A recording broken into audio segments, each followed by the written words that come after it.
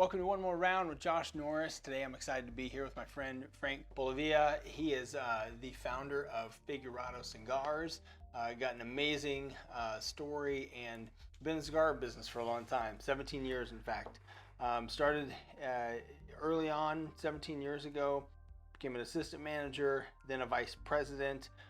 Ended up starting his own brokerage company in 2016, and then on to 2021 started Figurado Cigar Company, which is right here. It's a subscription box, and he ended up taking one company from $500,000 in a sales territory to $1.8 million in territory, and he's taken his expertise now into his own business. So Frank, welcome, man. Great to have you. Thanks for having me, man. Long time no see. Yeah. Like 3 days. 3 days.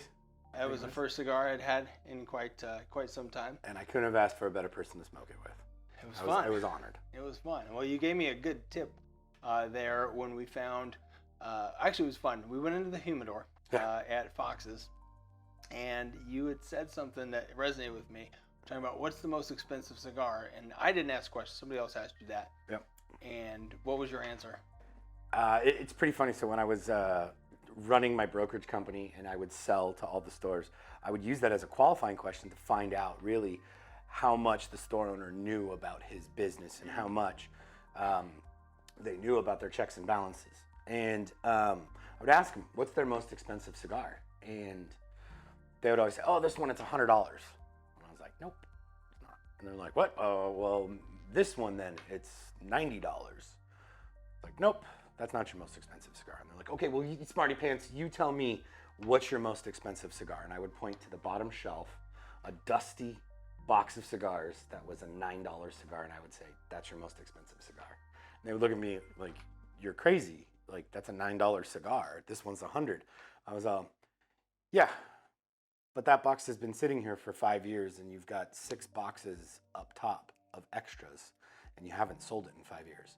That cigar is actually costing you money because you're not turning your product. You're not turning your inventory. It's sitting.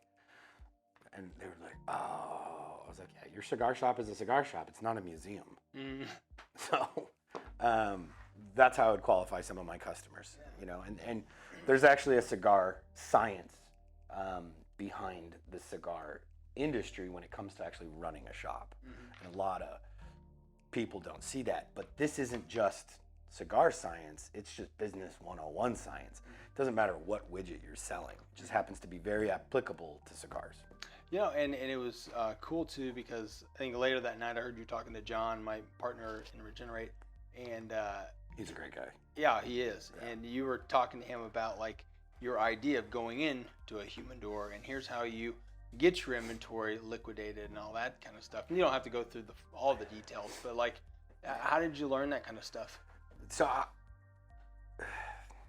how I learned all that stuff was being in the business for 17 years and starting on retail and seeing how we struggled running a store in California, in San Jose, and our hurdles, and then going to a distribution company and growing that company, and then from there seeing what, you know, selling to those stores and seeing their hurdles, and then being a broker and selling direct to the stores via the manufacturer side, still seeing hurdles from across the states that I covered. I think the max I had at one point was 9 states. In 2019, I did 44,000 miles.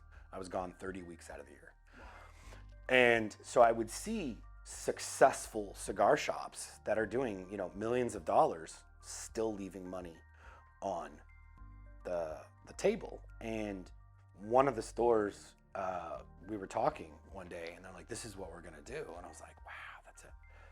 Why does nobody else in the cigar business do that? Because in every other companies and every other businesses, if you have excess inventory, what do? You blow it out, right? In a lot of shops, they try to blow it out by doing like gift packs, little 5-packs. They'll take their dead inventory and put it in little Ziploc bags and sell it a little bit at a discount, like 30%.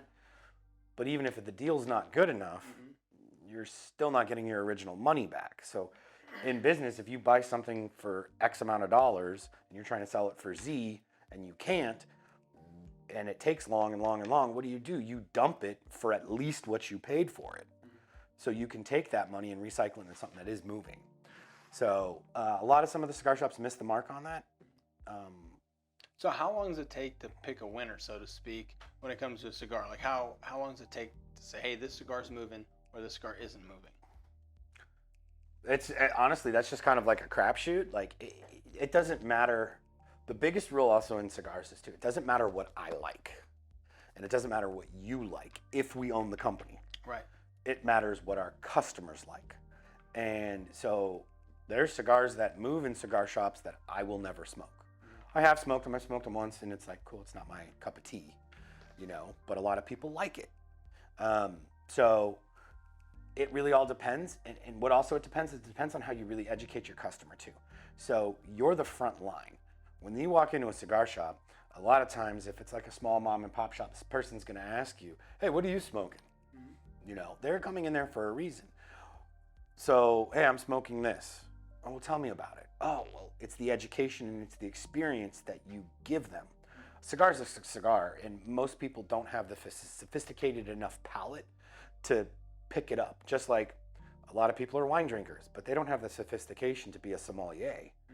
So a lot of people that smoke cigars don't have the palate to pick up all the nuances like these manufacturers and these blenders have been born into. So it's like, hey, you're gonna get this. It's a light-bodied cigar. It's got cream notes to it. The texture of the smoke's gonna be like this, and it'll be a mild on the nicotine scale for you. That's what I'm looking for today. Cool, man. I just had a really good dinner. Cool. Well, this is what I would recommend. I'd recommend a fuller-bodied cigar with a Maduro wrapper to it. It's gonna have some heavy chocolate notes, some cinnamon notes, and some heavy nicotine on it. And I'd recommend you have a nice glass of scotch with it. Something bold and ballsy. Oh, that's awesome. And because of that, that cigar is the best cigar that they've smoked, or they really enjoyed the experience just because the level of expertise that person knows, and they took the time, as opposed to, hey, here, pull this off the shelf, smoke that, you're like that. Well, and I think with cigars, with a lot of things, even in the retail world, the story matters, right? So, talking about, hey, here's what this cigar is, talking about the company and where it came from and all that kind of stuff. I'll never forget, I was with my uncle, Jonathan, maybe 5-6 years ago. And Jonathan and I we've always been pretty close. We're very similar in personality. And we were like, hey, let's go get away. Let's go grab a stogie. He has this nice humidor at the house. So I want to do something special. So pulls out this cigar and says, yeah, this is the one. And I think he had quite a few of them because he had a box. He said, this here was made for the Prince of Brunei. I'm like, what? He says, yeah. And he tells me this whole story on how he had coached the soccer team when he was in Washington, because he's a hell of an athlete and great coach and all this stuff.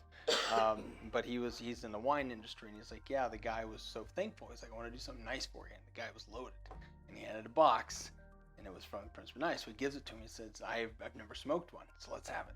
So we're smoking that, and then he had this brought out this rum called Malahat, and nice little pours, the most aromatic rum I've ever had in my life.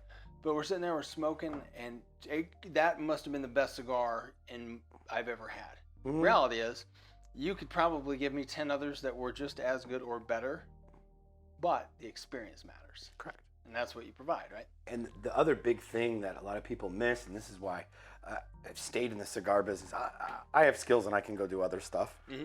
But the thing that I love about the cigar world is the experience that you share, but the fact that Sultan of Brunei is loaded, right?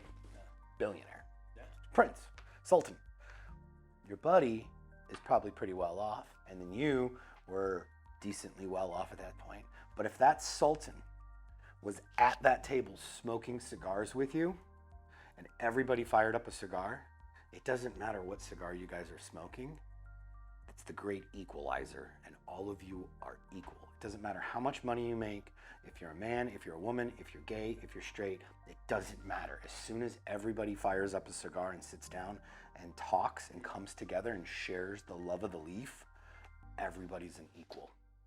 I've smoked with famous people. Yeah. I've smoked with Scott Baio. Yeah. He's good friend of mine back in California. Joni loves Chachi. Joni loves Chachi. See, this is funny, okay? So you and I aren't similar in age. Yeah. We're going to go down a squirrel rabbit hole real quick. You and I... We're like 3 years apart. Right. I'm actually older than you. Yeah. So. You know him as Joni loves Chachi. Yeah.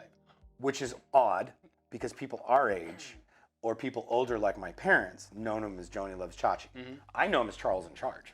Yeah, I know that too. Yep. Right. But that was your first reference. Yeah. Joni loves Chachi. And I'm like, nope, Charles in Charge. So I've smoked with Scott Baio, Ron Perlman, Dennis Rodman, guys like that. Mm-hmm. Millionaires. Scott Baio smokes Rocky Patel's. That's his favorite cigar. And when I would give him my cigars, he's like, man, I don't want to take that from you, you know? And I was like, nah, Scott, take it. And he's like, I don't really want to take it because it's not my flavor palette. Yeah.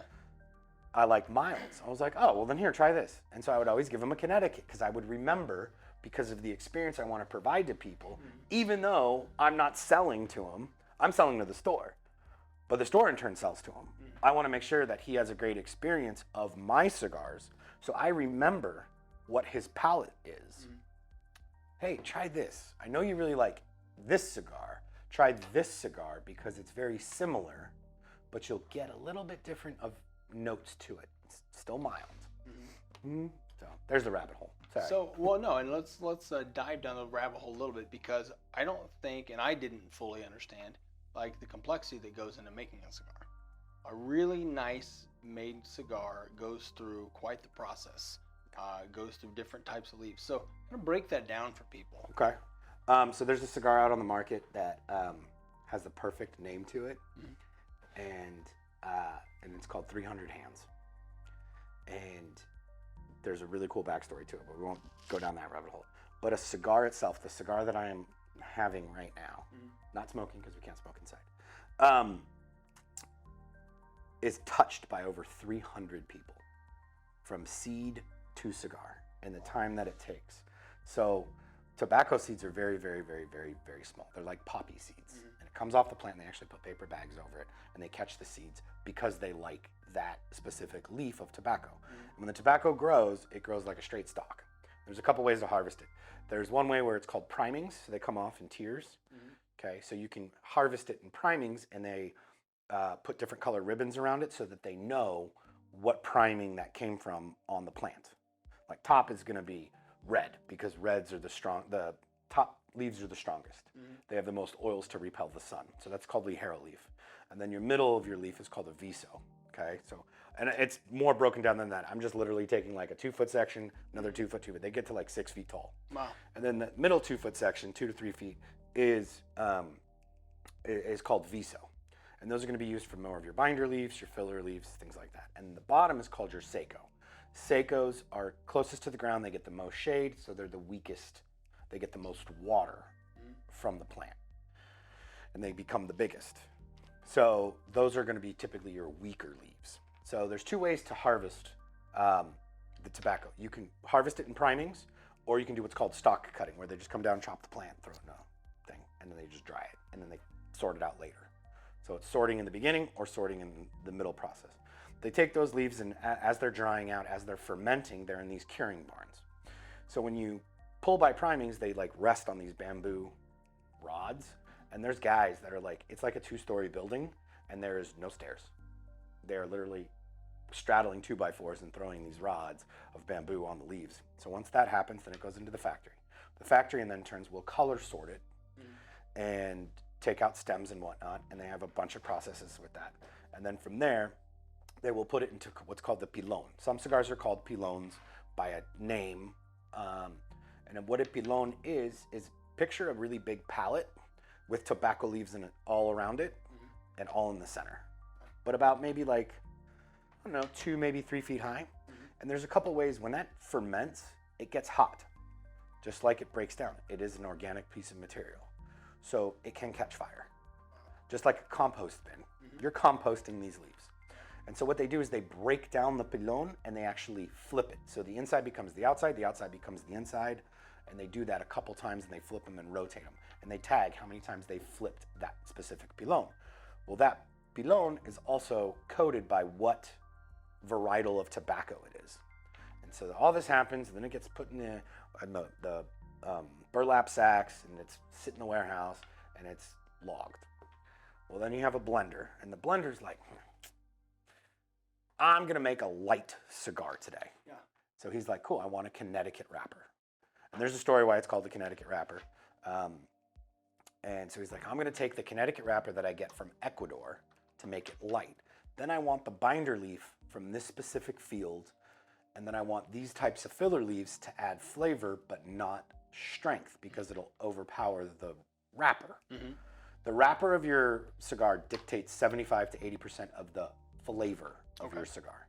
I didn't know that. So yeah, the actual wrapper itself, not the filler inside, is Right. what most of the flavor profile? Correct. Okay. So it's to the point where there's a guy, Nestor Miranda, and he actually put out a box of cigars, a tray, 5 different cigars, same exact blend across the board. Mm. So the filler leaf, the binder leaf, all the exact same. The only thing he changed was the wrapper. That was it. So one was a Connecticut, one was a Corojo, one was a Habano, one's a Maduro, and I believe the other one was a Sumatra. All different. So you could pick up 5 cigars, smoke them, and it was to teach people in the industry that the wrapper is dictated by 75 to 80% of the flavor. So after that blend happens, he takes the blend, he makes a couple, and he's like, nah, I really don't like this one. Oh, I like this one. And then he narrows it down to the next 5 cigars. He'll make 50 different blends. And he narrows it down to 5, and he's like, okay, cool. Well, when he makes these 50 blends, he's making 50 cigars of these at a time. And then he junks them, and then he's got 5. So he's got 50 cigars, 5 different types. And he'll smoke one, he's like, okay, let me let it rest. Because when cigars are made right then and there, you can smoke it right after the rolling table. And then it's only good for like a day or two, and then it goes into what's called a sick period or a dormant period, where the oils and the flavors marry in together. And that's when you age a cigar. And typically you want to age a cigar for anywhere between 6 to 18 months. Okay. And then he'll come back a couple months later and he'll check on it. How do you check on a cigar? You smoke it. So he'll smoke one and be like, yeah, that's really aging really good. Okay, well, 1 and 4 aren't aging well. So we're gonna stick with 2, 3, and 5. And then he'll come back and he's like, okay, this is the one. Cool. Takes that blend, tells his makers, make a bunch of these, and then starts the process over. Wow. With something else. But he's doing this with a light cigar, a medium cigar, a full body cigar, and then after that, they make a bunch of these. So it took him anywhere between 6 to 18 months of just aging the tobacco. And then now to go into production with all the tobacco that they've got to do it all over again. So from seed to cigar will take 18 months if they already know the blend. It's crazy. So there's just a lot of care, a lot of people that go behind it. So the cigars that are being released on the market this year Yeah. have been in the works for 2 years. Oh. So they're COVID cigars. Yeah. Sweet. All right, we got COVID cigars coming out. Yeah. So yeah, I mean, I realize the complexity, but not to that degree. And that's the coolest thing is, I mean, it's something your entire life you can enjoy. Just like, you know, fine wine, or if you're into beers and that kind of thing, like brewers. Yep. You know, different spice notes, all that kind of stuff. Winemakers. Yeah. So how did you get into cigars? So the thing I love about cigars, like I've said, is the great equalizer. Well, I got into cigars because I was part of a men's organization in California, and we would meet every single week, and it was men being men, and we got together to formulate ways that we could help better our communities and better ourselves as men and be better husbands and be better fathers. So my first cigar was at 18. My dad joined the men's division when I was 18, and then I joined the men's division when I was 21. I smoked cigarettes, and then I quit cigarettes, and I was hanging out with the guys, and one of the guys was like, man, you quit cigarettes or anything? I smoke cigarettes? I was like, yeah, I just really didn't like it. You know, I threw up, I didn't like it, I put it out, I went back to my cigarettes, you know, and he's like, smoke a cigar with me. And so we're in this team of men, there's like 50 of us sitting in a park talking about what can we do to help our community. And I'm smoking a cigar and I really enjoyed it. I was like, this is different than the time I was hanging out with my dad, you know, on my 18th birthday smoking. And my dad was in the circle smoking with us too. I was like, wow, this is pretty cool. And then I was like, oh, all right, I'll only smoke once a month with the men when we all get together for the big division meeting. And then I was like, all right, maybe I'll just smoke once a week on our weekly meetings. And I was like, I really like cigars. I'll just smoke once a day at the end of my day. And then that lasted for like a week, and I was like, screw it, I'm gonna smoke when I want to smoke, you know? And the thing about cigars, even when you're smoking by yourself, it's still an experience, but the other thing is it's a forced break. It is. You can't just pound it down real quick and let it go out because it'll taste funny, and the art and the blend behind it, you got to pay attention to your cigar and you've got to finish it. So you're pot committed, right? So just if you don't have an hour to smoke a cigar, just buy a smaller one, you know, buy one that's like 4 inches. Yeah. So you can get a quick 20-minute smoke, and they make all different sizes. But it's a forced break. You're forced to relax, pay attention, and you still might be working. Your mind might still be going like, oh, I got to do this. Oh, I got to do this. Oh yeah. Oh, my wife told me to do this too, man. And writing stuff down and preparing, but it's still a little bit. Even if you're smoking by yourself, it's still a little bit of a meditation. So that's how I got into doing it. One of my favorite things is actually one of your cigars, because I get 3 a month, which is about all I smoke. Recently, 0 cigars. You know, somebody had get heart issues. We'll get you back up there. But yeah, if I have to come and smoke with you 3 times a month, I will. Yeah, deal.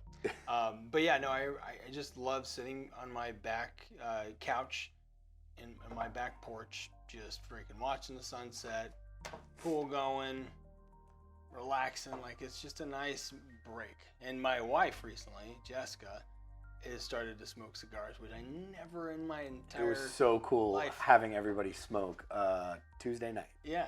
Yeah. And that was awesome. After a super nice dinner her and I had 5 or 6 months ago. And I'm like, hey, why don't we hit the cigar bar? So she came, like, yeah, okay, fine, let's try it out. Took a couple puffs, and then we took some cigars home. And then she was like, oh, I kind of like this. And then she was having 1 or 2 a week with me for a while. So it is neat. And it was kind of a cool bonding experience, you know, for us to just be able to smoke a cigar together that used to be the nastiest thing on her mind for me to do. Like, oh, he's smoking cigars. Don't come in the house. Take your shirt off and leave it, you know, in the garage, that kind of thing. So it's interesting how people can come around. Being in the business so long, for 17 years, I met my wife while I was in the business, and I dated girls before my wife, obviously. And they're like, "Oh, you're in the cigar business?" I was like, "Yeah, it's cool. We're not gonna work out." Just by their attitude on it, like that was a prerequisite. It was like not just getting along and personality and you're hot and all that stuff. It's like if you don't like that I smoke cigars or won't smoke with me, because this is part of my lifestyle, I'm not going to date you. Oh, you won't date me because I don't like your cigar smoke? No, because it's going to be a problem down the road. Yeah, it's true. Probably would have been. Right. And now my wife smokes cigars. And my wife was like, oh, I smoked once a year with my family. And then she started dating me, and now she dives into the humidor and smokes whatever she wants. And even stuff I'm aging where I'm like, don't smoke that. When we get into an argument, because every relationship people get into an argument, I will see her smoking a cigar that I have said, please don't smoke that. I want to age it. She's like, just puffing away, blowing smoke at me like, I win. Right. Yeah. They always win. They always win. 2 words, yes, dear, and I'm sorry. It's like the easiest thing for our relationship. Yeah. So you were in the business for a long time. You learned how to grow a sales territory, pretty massively. What was that like? What did you do to actually grow the sales story from 500 to the 1.8? So it started after my retail. So I went retail for 3.5 years and worked my way up. Like, I was just a customer at the cigar shop, and just being relentless. I was there all the time, and I just turned to the owner. I was like, I'm going to come work for you. He's like, I have a full staff. I was like, okay, that's cool, but you need somebody if somebody goes sick, somebody goes on vacation. He's like, yeah, you're right. You can be my floater. Cool, be here Saturday. And then 3.5 years later, I was the assistant manager of his 2 locations. And then I was meeting cigar reps. And I was like, man, I can do your job. Like, you just sit. I just saw the glitz and glamour of what they do. Oh, you just walk around a cigar shop every day, sit with the owner, smoke, have a good time. And basically, it's just what I do with my customers now, but it's a one-on-one. Right. Little did I know the backside of everything. And so I talked to some reps. I was like, give me a job as a rep. I'm basically, didn't realize, like, young and stupid then, I'm asking them to get me a job to be their competitor. Yeah. Right. So this one rep, he was another broker. I just kept sending him my resume. Persistence. You know, hey man, get me an interview. Get me a contact. I'll get myself the job. Just get me an interview. And he turns to me and he's like, look, I'm not going to get you an interview for you to be my competitor. But I have a guy that has a small distribution company that is looking for a sales guy. You'd be perfect for him. So I'll get you an interview so that you can help me sell more of my cigars that I sell to him on a broader spectrum than just at your shop. I was like, okay. And then I was with him for 5.5 years, and we built the company, and it was a distribution company. So we sold the beverages and more. That was one of our major customers. And Beverages and more. Bevmo? Bevmo. Oh, okay. Yeah, so we sold to all the Bevmos. And that's a big territory. I was the only guy. So I was like, well, what about Southern California? And he's like, yeah, dude, you're my only guy. I was like, okay, well, I have some friends and family down there. So I would go down to Southern California and pick up a couple stores. And then it just kind of grew. And I was like, I can't service these guys and still maintain a relationship with them from the Bay Area. It's costing me, I'm losing money. So looked at my business. I was like, it costs me X amount of dollars to go down there. They're buying X amount of product, but I'm spending more than we're making. I need to hire somebody. I need to scale. So then I hired somebody to cover Southern California. And then that spawned where his territory grew, and he was going into Orange County and this and then that. And so we hired another person. And in the Bay Area, I was getting bigger and bigger and bigger. And so I hired from somebody for Sacramento in the Central Valley because I didn't want to go out 3 hours to Bakersfield to see some of these accounts. So that's how I grew a sales team. And then from growing the sales team, we grew the numbers. And then I became the vice president of the company, and we ran out of money because we outgrew our supply line. We grew too fast. So we shut it down, and I became a broker. And then I inherited brands. When I started brokering, people would, hey, your reputation, you're doing this now? Represent my company. Cool. So I represented multiple companies. And so my territory was right around $500,000. And then how did I grow it was I just kept showing up. I just kept showing up to these stores with the brands and expanding the brands and just kept being of service. I wasn't a hard sales guy. Man, you gotta buy my cigar. I would literally tell them, like, man, you don't need my cigar. You walk into a cigar shop, you don't need my stuff. Yeah. You don't. There's so many other people knocking down your door. But just showing up and being of service and just being friends with them and building rapport, eventually they would bring it in. Yeah, the cigar business is very much relationship business. Yeah, I think most businesses are like that, you know, because the cigars are a commodity, right? I can get the same cigar at 50 different stores in a 20-mile radius if I had to guess, right?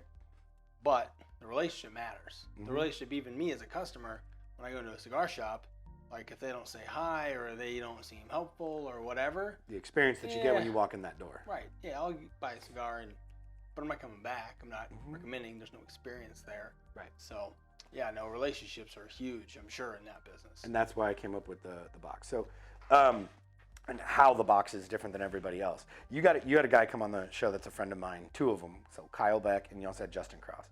And so all of us are involved in the Lion's Den. It's a business coaching group, just like you have a business coaching group. I don't have a business coach group. No, but you're in one. Oh, yeah. No. Right, you're in one. Yeah. Sorry. Not that you, Yeah, I ain't coaching anybody. So. Neither am I. But we do have people that coach. Justin mentioned this. He's like, so when you go into business, write an amazing business plan. And you know this too. Amazing business plan that puts your vision deep in front of you. Write it out clear as day.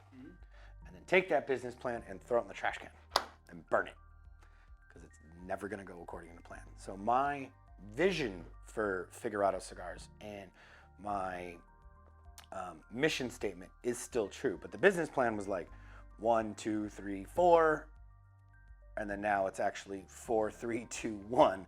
Because talking to people, they're like, well, why do you have to do it this way? Why do you have to do it this way? Explain the 1, 2, 3, 4. Yeah. So I want to open a brick and mortar cigar shop. Okay, cigar bar. That's what I wanted to do first. Then I wanted to focus on my customers and the experience that they're going to get when they're in the shop, with monthly cigar events, monthly specials, that kind of stuff. Build that business. And then from there, go to online, a full online store, and then build the clientele up from there. And then from there, take that existing clientele and bring them into a subscription box. And so that got flipped all upside down. So I did the subscription box first, and then I've launched my online store a couple of weeks ago. And then the next part will be the brick and mortar store, and then the monthly cigar events. Or I might do monthly cigar events at golf courses and places that'll allow me to do it for rent free. Yeah. And just sell tickets to it, and they get their bar, they get their food, they get paid, and then I get my extra money on the cigars and build it up that way, and then go to a brick and mortar. Right. So there's a lot of different things, but the vision is still very clear of what I want to give to people. And so that's where Figurado is different. I am more expensive than all other cigar boxes out there. All those cigar boxes, the experience is cool. I get a package of cigars, and they're great cigars, and they are fantastic cigars in that box. Mine's different. And the reason why mine's different is the experience. Well, what's the price point? Because I've been a member since the beginning, or pretty close, and so it's $34.98. Not very expensive. It's not very expensive at all. $34.98. 3 cigars a month, picked by me. I picked the manufacturer, and then I give you a spectrum, a light, medium, and a full, so that I take you through a journey and an experience through the world of tobacco. A lot of people don't know what they don't know. Right. And a lot of people who are cigar smokers don't know that they might like some full body cigars. They just walk in and like, I like X cigar because that's what I always smoke. But hey, that cigar was new to you at one point, right? So why not try something new? Oh, I don't like it. Go back to X. That's cool. Well, let me try this. Oh, I liked it. Now you've got X and Y. You know? So, yeah, the box is $34.98, and then the shipping. But it's an experience when you open it up, and that's what I wanted to bring to people, as opposed to just an envelope like everybody else gets. You get a padded envelope with 5 cigars in it, open it up. Wow, these are really great, and it's packaged cool. But is there an experience ripping it open? But everybody has that experience of ripping open a gift at Christmas time, right? Yep. So everybody else is a monthly cigar subscription. Mine's a subscription box. So, I mean, we can show people what it looks like. Let's do it, yeah. Some of you guys are listening to this, but if you're watching on YouTube, if you're listening, go to YouTube, you can watch. Let's go ahead and open it up. So you got a nice box. You open it up like a Christmas box. You got the logo, and then everything's wrapped in tissue paper. And the reason why I do that is that's just like how a box of cigars comes when you buy it brand new at the store. There's wrapping in there, and you get to take off the ribbon and open the tissue paper that holds all the cigars in. So you open it up, and within there, right there, you'll have a card that'll give you the whole laydown of what is in that box. So it'll tell you who the manufacturer is. It'll tell you a little description about the cigar. It'll tell you if it's a light, if it's a medium, or if it's a full, and it'll give you the breakdown of the blend of the binder, wrapper, and filler. And then you get your cigars. They're all Boveda packed, so guaranteed freshness. And you'll have a light, a medium, and a full. And you'll get a sticker. And if I get anything from my manufacturer, sometimes I throw in some extra goodies, added value to my customers, whether it's a lighter, a keychain, a cutter, things like that. So there's always surprises in the monthly cigar subscription box that you don't expect. Love it. And you know, I know I'm a grown-ass man, but I like this. Yeah. That's, you know, this is kind of cool every month when you open it up. My kids like it too, so it's great. It's very, very good presentation. And it doesn't get boring. I think there was a lighter in the last one, which is super cool. Yeah, my manufacturer gave me some lighters, and I was like, I'm gonna give these to my customers. Awesome. And then now what I'm gonna do is I'm expanding. As you do stuff, you scale, right? You think of new and innovative ways to service your customers and to grow their experience. So soon, within your cigar box, you're gonna be getting a golden ticket. So Golden Ticket, if you're a cigar subscription box member, Golden Ticket is once a month. I'm going to do a raffle for a big prize. Whether it's a bottle of alcohol, whether it's an ashtray, it could be a box of cigars from my manufacturer, t-shirts, hats, really nice cutters, really nice lighters. Could be whatever we decide. Nice. But you only can get that if you're in the box. Okay. Yep. So just always trying to add value to my customers and add to their experience, because anybody can go online and buy 3 cigars and get them shipped to themselves. But the experience of what I'm trying to accomplish. And the other thing will also be is on that Zoom call when we do the raffle, it'll be a virtual HERF. So I encourage everybody to jump on. They can see each other, who other box members, and smoke a cigar together. Sit on your back patio, enjoy the sunset, and smoke with us.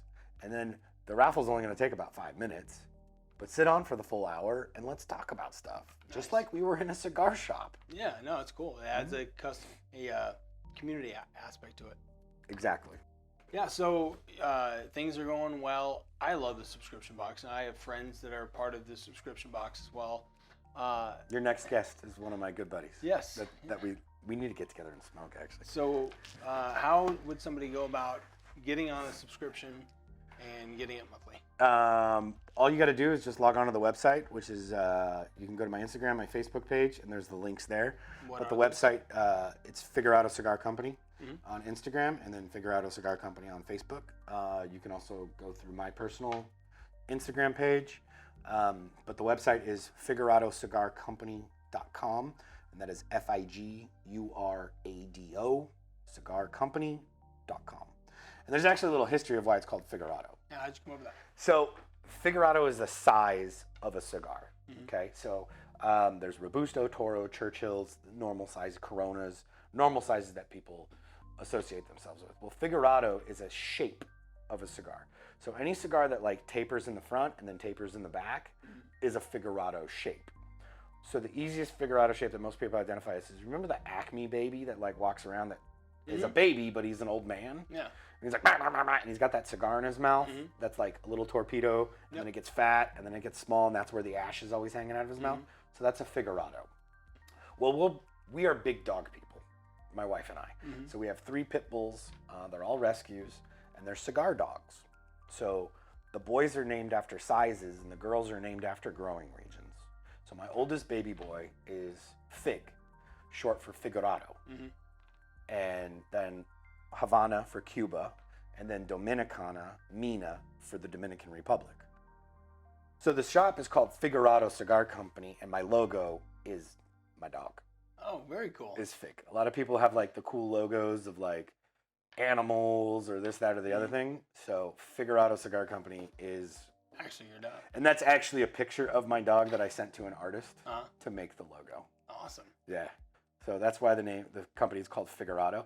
All these other cigar companies, you type in Robusto cigars.